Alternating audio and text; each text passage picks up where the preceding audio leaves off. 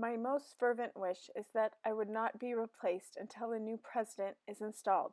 Justice Ginsburg's last wish.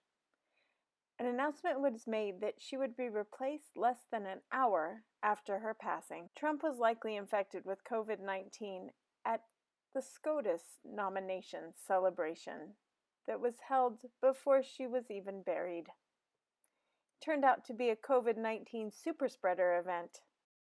That would be poetic justice. Well played, Ruth. Even with precautions, I anticipate a complete and full and rapid recovery back to normal after his necessary confinement period. Be back on the road in full swing. He ultimately said he is a very, very healthy guy. And the overwhelming majority of people, even at his age, do fine with this. I'm just trying to give you the truth. Dr. Scott Atlas is not an epidemiologist, is not an infectious disease specialist. He has no training in this area at all.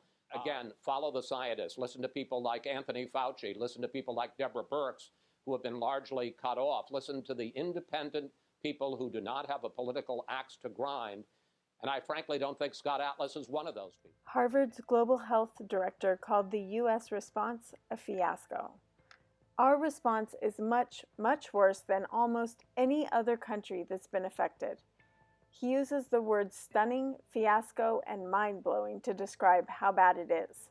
Some countries have been very aggressive and have actually done quite a good job. Those plans have been in place, and it's disappointing they were not pulled out in January of this year and followed. They were not put on. It wasn't just incompetence. There was design here. There was intentional negligence.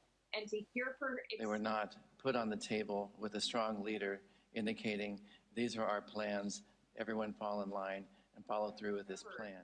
That because of the way that we implemented COVID measures, if we had implemented like other countries, we would have 9 million more people working today.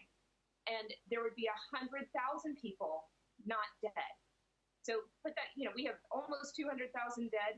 Half of those lives would have been saved if the Trump administration had followed the plans that we have had in place for 15 years and had acted. Left us high and dry in this time right now. And you know what? Joe Biden is asking people to vote for him to become president in a couple of months down the road. I was wrong. They did leave behind a plan. So I clearly made a mistake in that regard.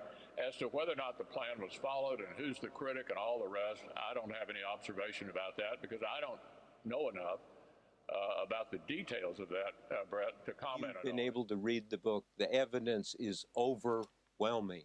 It is one of the saddest moments for this country to have a leader who has failed to tell the truth, who has failed to warn the people. I mean, look at this. He downplayed it. He upplayed it. The confusion. And if you distort the reality, you have failed in your job, and you are the wrong man for that job.